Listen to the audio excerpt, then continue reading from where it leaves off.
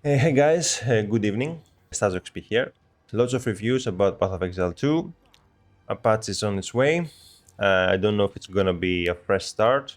I don't know anything about what they're gonna release actually. With all that information around, I've been wanting to make a video. I want to be honest about it, especially about new players and if it's worth their time to play the game. So, if you have played Path of Exile 1 already and you have comprehended and advanced your way into the game, I think you would prefer it over Path of Exile 2.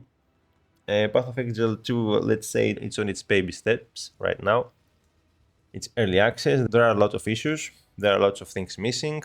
And, well, for those that wanted to start Path of Exile 1 and didn't do it already, because you consider the game to be too difficult, and you couldn't invest more time into learning it, it is true, it's a harder game, but while Path of Exile 2 seems more beginner-friendly, it will be harder to progress after a certain point. There's no stable item progression in the game, and the only choice you will have, especially if you're playing not in a trade league, will be just to grind for hours.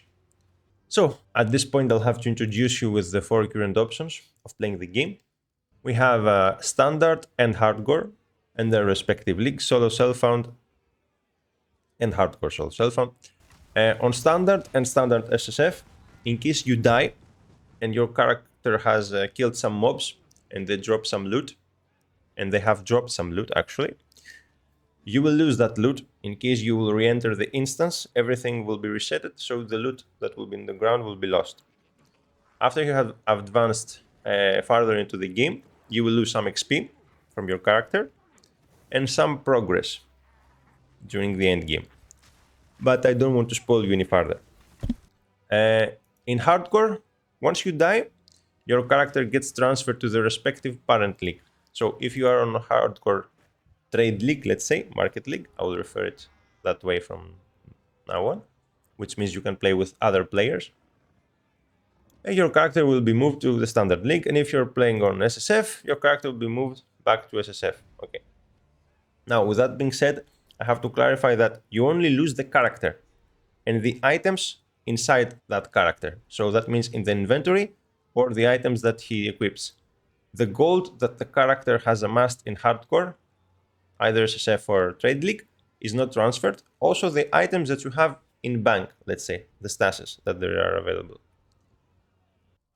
So, with all that being said again, which option should you choose to play?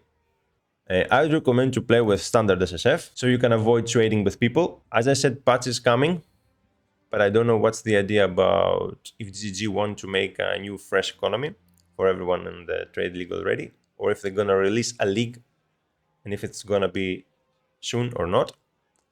So in case it's not, they're not gonna release a new league. This is a 2-month game already. The prices are inflated, especially towards gear that people are using to make the most popular builds at the moment. We'll talk about them afterwards. So, standard SSF, as I said, lots of grinding will be required to have a character decent in order to enter endgame. But you can also try and focus on learning different builds and trying to understand the playstyle. The only way, as I said, I could tell you to play the Market League, standard, either on a fresh start or a new league, is also you can play the game a bit, farm some currency, and you can try out to make some unique specific builds, mid-value, not too expensive, just to try out some stuff that you wouldn't be able to try them on solo self-found on your first playthrough. Consider the fact that Unix is something like a rare drop, and you might not get it for a while. I'm playing SSF, for example, for 250 hours so far. I've stopped playing the recent days. More like I took a small break. I'm playing less hours. I'm playing like 1 or 2 hours per day. I'm just farming something specific. So I don't have that many uniques that if I had them on Trade League, I would have made different characters already to try them out. For example, DS Lily's Saturn Concoction Pathfinder, which is a great build, or Root is also Crit Poisonous Concoction Eye Critical. These are really nice builds. They do really well on Hardcore. but they require some uniques that they're not really okay. This one is okay, but the corpse weight, for example, is not really available as a first playthrough on SSF. You'll need to grind a lot and farm it in order to have it. So despite not being the case with these boots, something else like a unique will be difficult to get it. And Market League allows you to get, for example, not this specific item, but this one for like some exalts. So other than that you want to try a specific non-meta build with a low value unique, SSF is the way to go. Now, what about characters and builds? There are 6 classes at the moment with 12 Ascendancies, and we expect 3 more to arrive. The three more to arrive will be Huntress, Druid, and Shadow. Shadow was my favorite class from Path of Exile 1. I'm expecting to see him still popping on 2. Small irrelevant personal information. Anyway, we start with Sorceress. Is the most popular class at the moment with Ascendancy as Stormweaver. Next, we have the Warrior with Titan and Warbringer. They are both okay. I would recommend Titan as a first pick to play in SSF. Next, we have the Ranger, which is Deadeye and Pathfinder as Ascendancies. Deadeye is also the second most popular Ascendancy. Pathfinder is really okay, especially on Heroic. Next, we have the Witch, which has as Ascendancies have the Infernalist and the Blood Mage. Infernalist is the second pick I'll propose you to make on SSF. I'll talk about it after. Next, we have the Mercenary as Gemling, Legionary, and Witch Hunter. Gemling is also a popular Ascendancy because, let's say, you can get the most neutral value out of this Ascendancy. It's good for everything, as long as you have some items that will take advantage more from this Ascendancy than something other less generic. Gemling is like all about stacking attributes. And finally, we have the second most popular class, Monk. Invoker Monk is the most popular shit that you will find in the game. I mean, every sort about the game, killing endgame bosses, will be either this one, the Sorceress Stormweaver, this one, or the Mercenary Gemling. Now, I don't feel there is a right or wrong way to play SSF. I'd recommend you to start with something else than these 3 most popular builds at the moment. And just to understand the difference of power that these Ascendancies have over others, and not get too complacent based on some overpowered builds that might get butchered soon on the next patch. So as I said, Titan as melee is a great choice on SSF, despite being an unpopular pick. This is a diagram that shows the popularity of picks of Ascendancies out of 2,000 players. 2,000 on Standard, 1,000 on Standard and 1,000 on SSF, and 1,000 on Heroic and 1,000 on Heroic SSF. So these are the stats from 2,000 player Standards, top 2,000 players, and top 2,000 player Heroic. Titan on Heroic, on Hardcore, it's like 5%. Titan on Standard mode is 3%. So let's say like 60 people on Standard prefer to play as Titan, while 760 prefer to play as Stormweaver, because it has insane clear. You press 2 buttons, and like you kill everything. Not quite easily, but way easily than the other most mid, let's say, level Ascendancies. Now, as I said, Titan will be a nice decision to take, and the reason for that is quite enjoyable on its playthrough. He might seem slow, but he seems like his skills and the way he performs his actions are really lifelike, considering he's a melee character. Okay, it's like more enjoyable to look at, and also why he manages to get to the skills and land the skills on monsters. It looks really, let's say, amazing. So I would recommend you to check Alkaizer's Stampede Hammer of the Gods on Mobalytics. Mobalytics and Maxroll are the current most popular sites considering builds, showcasing passive trees, showcasing skill trees, showcasing how you can start your character, how to make progress on your items, and everything like that. It's not an advertisement, but as it is, they are the two big sites to check around. Also, I would like to give a shout, of course, to cArn. cArn is like the number 3 Titan in SSF. Here's the guy. His endgame uses Herald of Ice. It's one of a persistent buff that it's quite overused, let's say. He also states why he uses his buff, considering some lack that there is about the Ascendancy and his character, and because the skill at the moment is really too good to not use.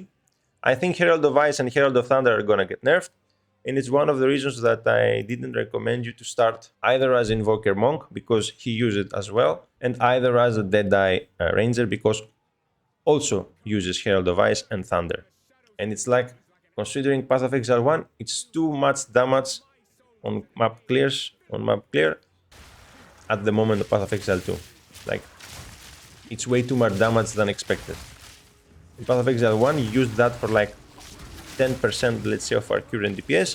Path of Exile 2, just with these two Heralds, you can clear the map without any issue. And when you get a boss, you just swap them. They are persistent buffs, as I said, you can remove them anytime you want, and instead of their place, you can put another buff to kill bosses more effectively. So as I said, since I'm thinking that they're gonna nerf those Heralds, I think it's better to try other Ascendancies builds for now. As I said, next, the second option is highly defensive, a bit slow. I mean, it's actually really slow on clear speed. It's Infernalist Witch with minions. They really destroy everything in the content as long as you have enough spirit in order to spawn more minions.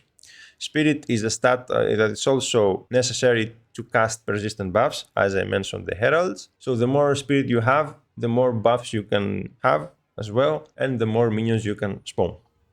Your guy here to check around is GhazzyTV. He's literally known for minions, also in Path of Exile 1. He's a staple for people that like to play this build. So have you decided once you want to play and you have important loot filter from Filter Blade?